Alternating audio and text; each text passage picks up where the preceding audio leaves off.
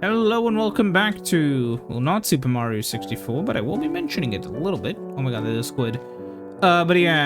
Today I'll be hunting for mobs, because I need, I was gonna make a joke, but no, I just need, I need beds, and I need cloth.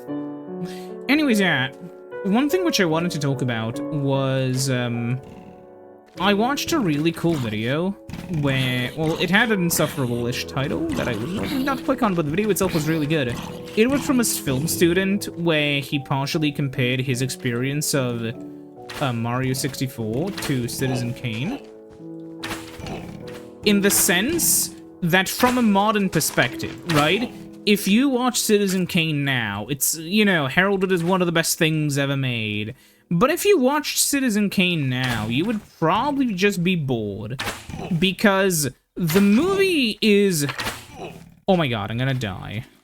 The movie is important within its, you know, original context. However, from a modern lens, because the things it does are so standard, it's, you know, not appreciated for what it did within the context of the time. It's similarly, a lot of games like Tomb Raider, or like, like, let's say just, Tomb Raider, Resident Evil, a lot of the really important stuff that they did is so commonplace that you don't even really notice it when you play those games. Like, I'm pretty sure, like, if you wanted to play a horror game that was sort of modern-ish, I mean, well, there's not a lot that you can really do. A lot of the modern horror games are just kind of not even that tense. But let me tell you, if there's one thing you can say about, like, tank control, fixed camera angle horror games, is they are very tense. They are really tense. Because you don't have the same form of control. Like, the original Silent Hill 2 is not that, but if you play the original, it's a horror game. If you play the remake, it's more like a third-person action game with horror elements. Because that's apparently what sells. And it's basically a different game with the same name. And obviously, the problem with that is that I'm a fan of, like, the originals. I'm not a fan of the remakes for that reason. But more importantly, first of all, we have gotten almost no cloth. I guess we may find some over here. But, like, my issue is, when you play a lot of these games, it's important to note what they actually, meant for gaming. Because just looking at it from a modern perspective will make you, think, wow, these games are dated. But if you played these games back in, like, 1996 or whatever, they would have been revolutionary. Like, horror games before Resident Evil? That just wasn't a thing. I guess you had Alone in the Dark, but that was more of a like, puzzle game. And it wasn't even that scary. Like, well, you have a fucking dragon? That didn't look that scary. You had a fucking pirate? Like, it was a horror-themed game more than a horror game. Or more like, it wasn't what you would expect today. So when Resident Evil came out, it was like, holy shit. It was massive. Simultaneously, and I was hesitating a little because I was afraid of an explosion. Like, when you look at, when you look back at these old games from a modern perspective, it's like, and I know I'm, like, kind of an N64 hater, technically. I'm not. I may jokingly call myself that sometimes, but trust me, I'm not. My hate is reserved for the Atari Jaguar. I remember there was a good Yahtzee thing where he said something along the lines of, you can't have high standards for something that you hate. And honestly, that was such a true statement because it perfectly like shows how I feel about something like Mario 64, right? Or like about the N64 generally. If I truly hated the N64, like, you know, the Atari Jaguar, I wouldn't make videos sort of like, you know, doing this, doing that. No, I would have just dismissed it. Like, genuinely. Because, like, you know, for instance, with the Jaguar, what is there to be said? It was shit. There was not, like...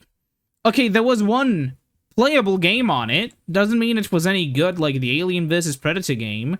Like, why, you think that game was any good, really? Like, oh, wow, it's the first Jaguar game that was only garbage and not complete garbage. Like... You know, there's nothing worth talking about on it. Meanwhile, with the PS1 and N64, it's kind of like a, you know, thing where it's, oh my god, this is like the console wars again. And it's just for fun. It's not an actual thing. I'm aware that a lot of people do not like the way I've, you know, a lot of people are like, oh wow, well, I grew up with my system, so I'll defend it religiously. And I don't necessarily make that any easier with the way I structured some of the earlier stuff, but, like... Realistically, you just gotta remember that, like, it ain't that deep. And you should probably, like, double-check what you're writing before you post. Because I've seen a lot of stupid stuff. One of the videos that I haven't made... but I really should, is a video takedown of Resident Evil 2 on the N64 was impressive. Because while it is technically cool, it isn't very technically impressive. I know, blasphemy. But, like, I'm fully serious. RE2 wasn't a very technically... Oh, wow, this album's actually good.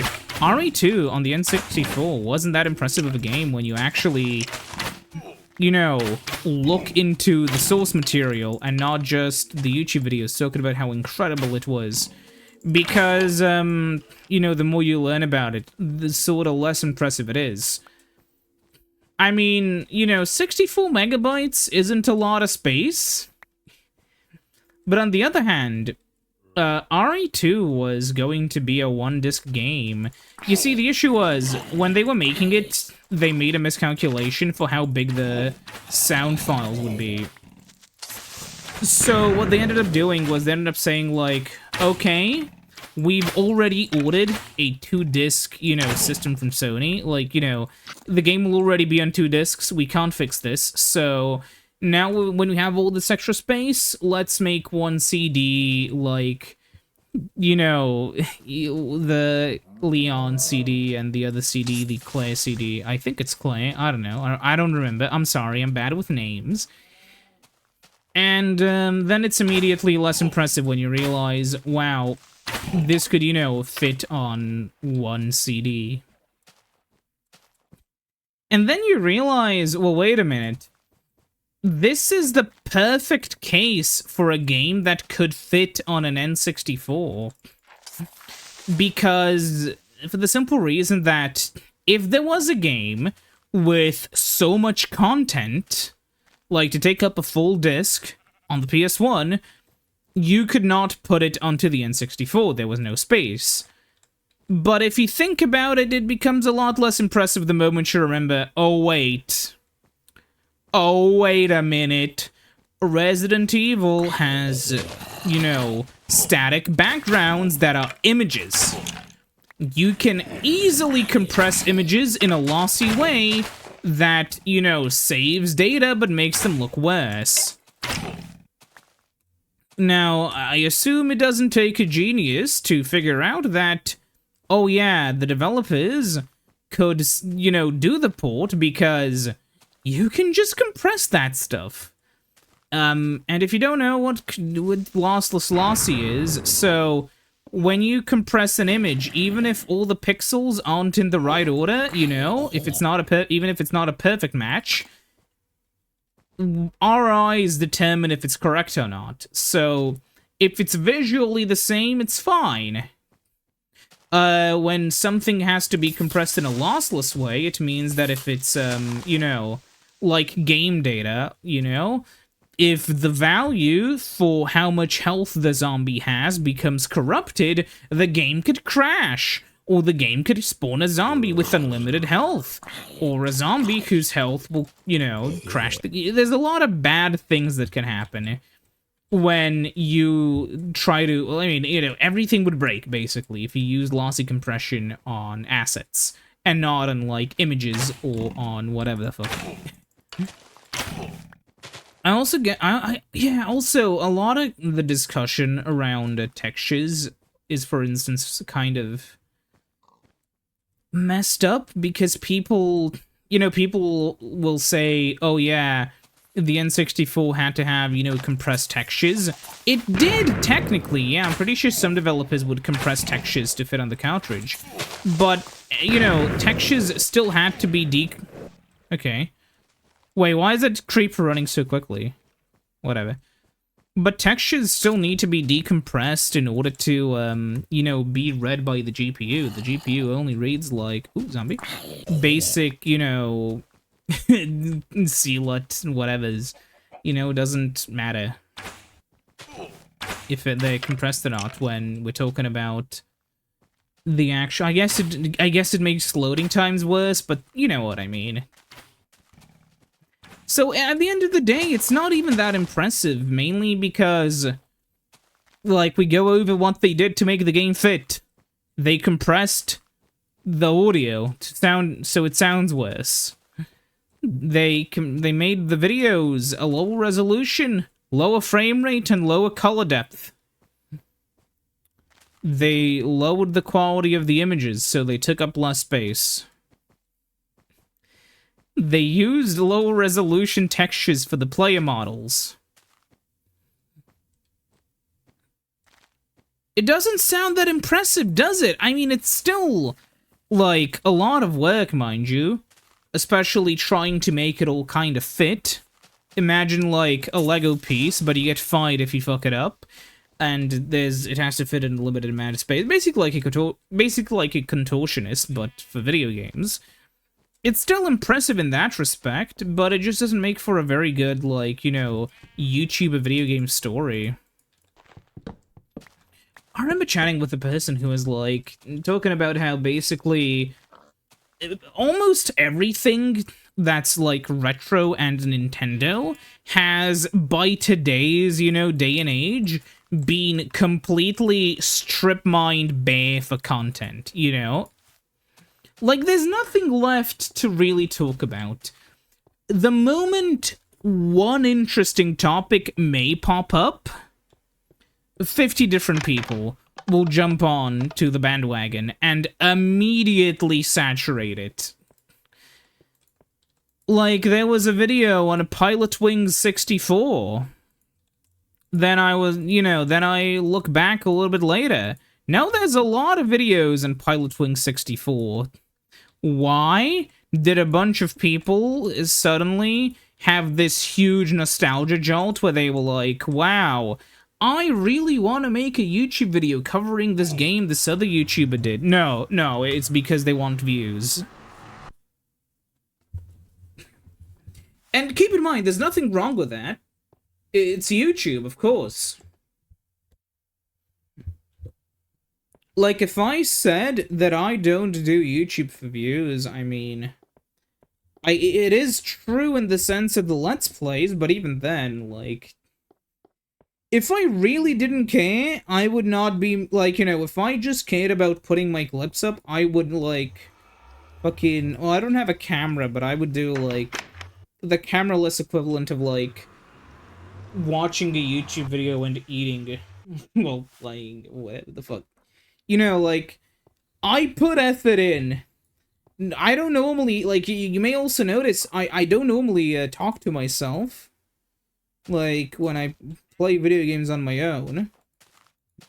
Sometimes I pause the game every few minutes to, like, talk in, like, a side chat that I'm in.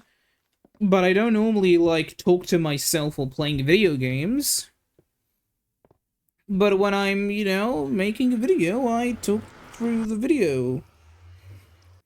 So there is effort still being put in. Of course. But yeah.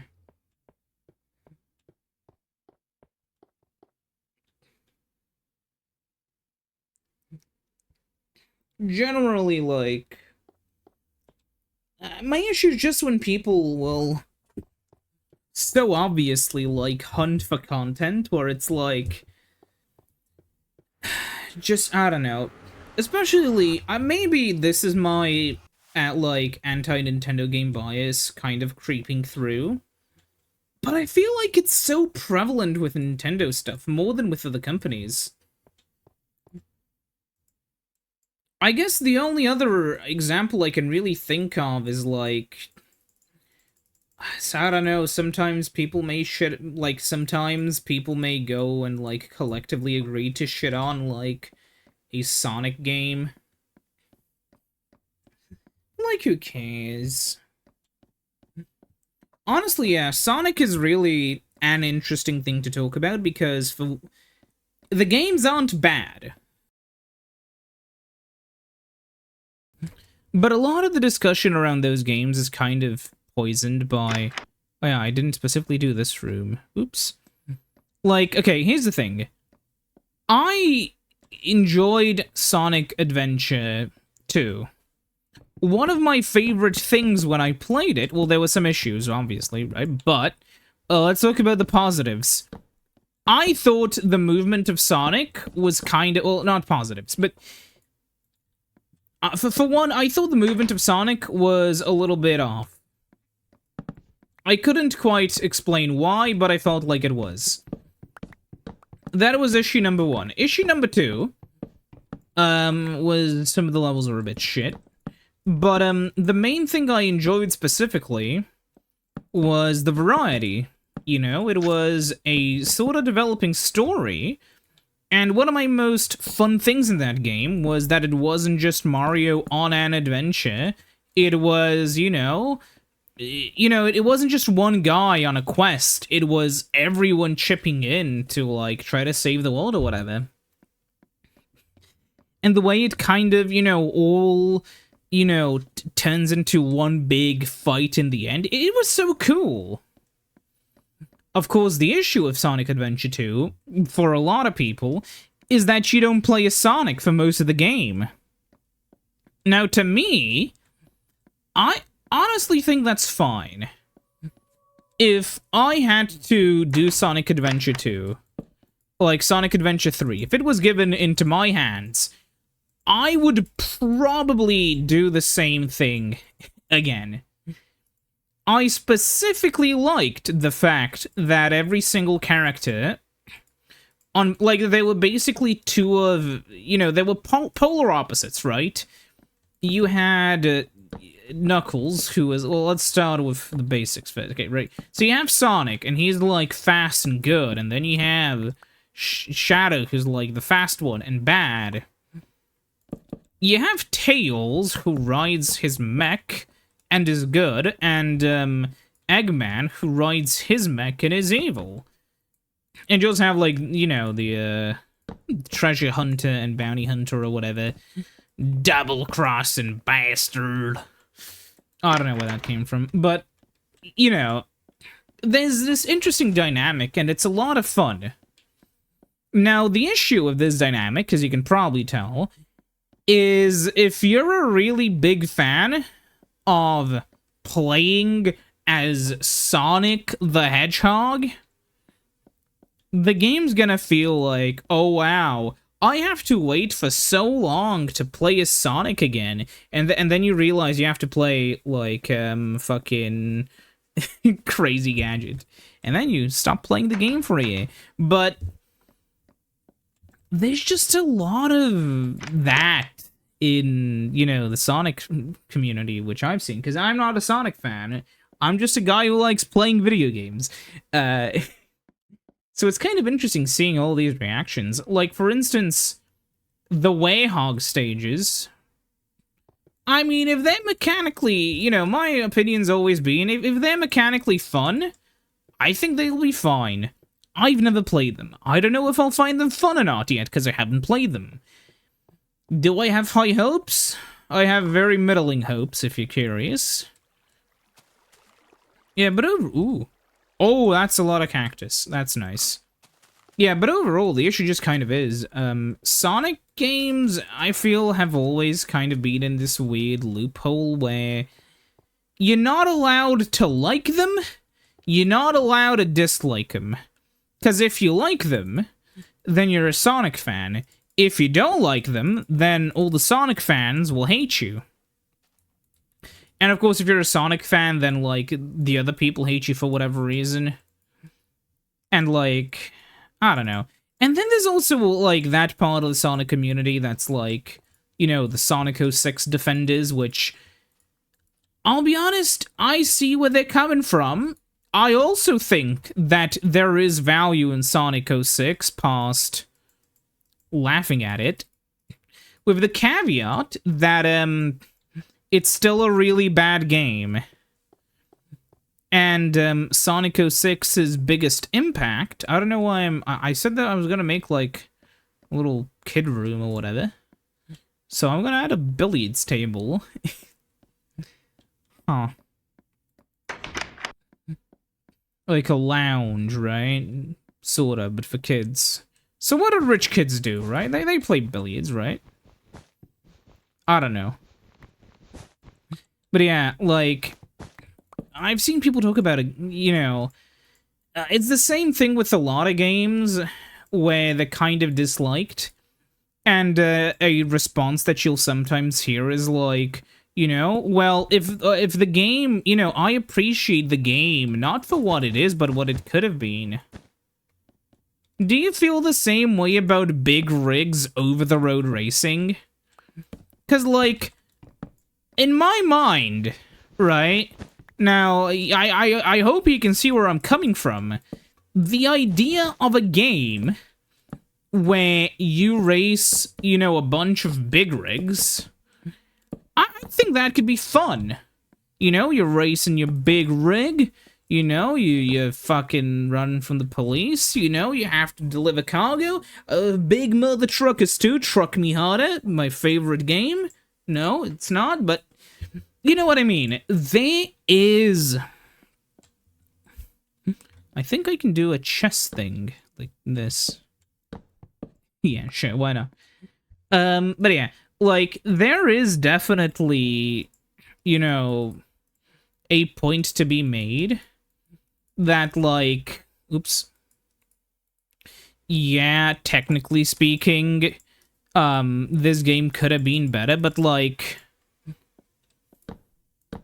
would you really play big rigs if it was good? No, you wouldn't.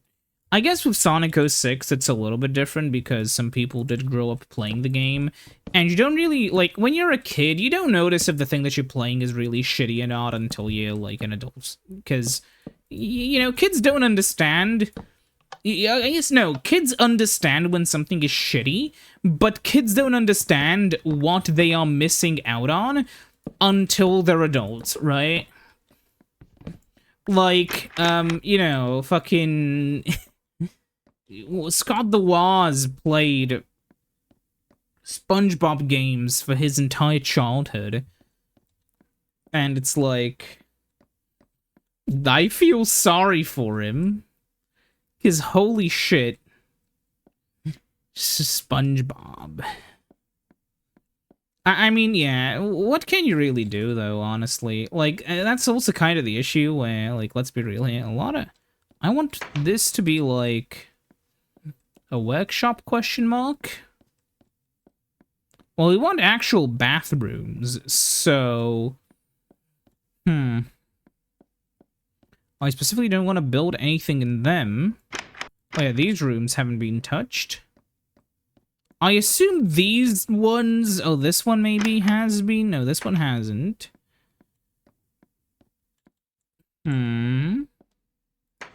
Yeah. Maybe this one would be an interesting one.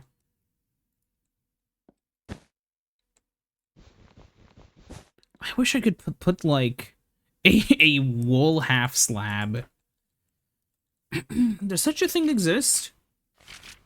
No. I have an idea.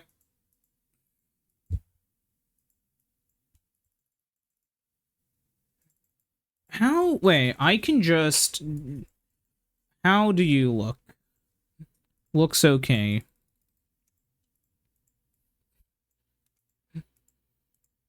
Yeah, because I need, like... I don't know how many babies can fit in one room before it becomes... There's some pretty big babies, but you know what I mean. Like, how many of them can really fit in a nursery before it's, like, crowded? I'm gonna go with, a solid 4. I know I made 6 beds, but I don't know. Maybe you could place one over here. Nope, get out. Well, that's gonna be awful, because it's not gonna be able to detect a nearby block as a block I can spawn on, and it's gonna spawn me in the middle of nowhere if I die. And there's no bed here, so I guess this is the time to go to sleep back in the normal master bedroom. Also, yeah, I moved the bed at one point because I died and realized that, uh-oh, I'm going to respawn somewhere else because apparently these half slabs break everything, so here it is now.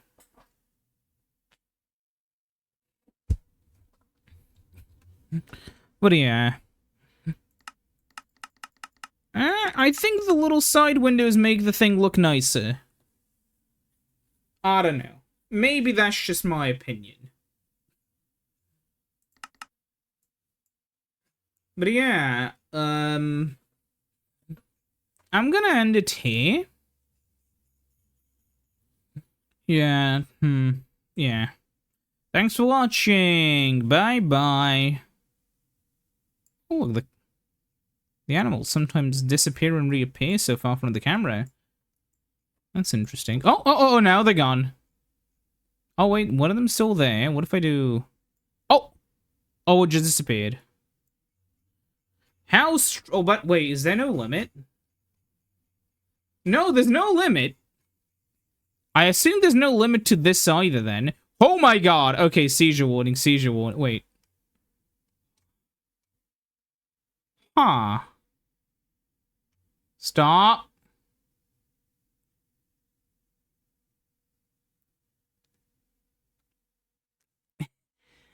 Oh my god, really? How long does this go on for?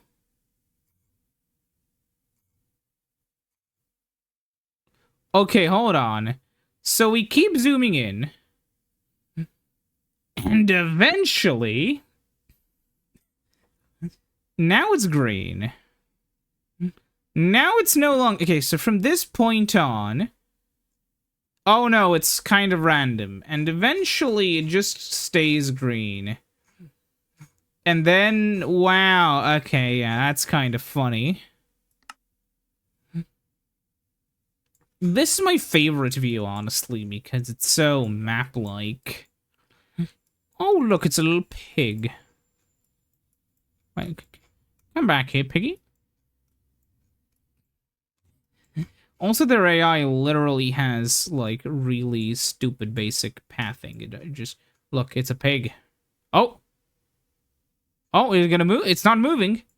It's not moving. It moved. Whatever. See you next time. Goodbye.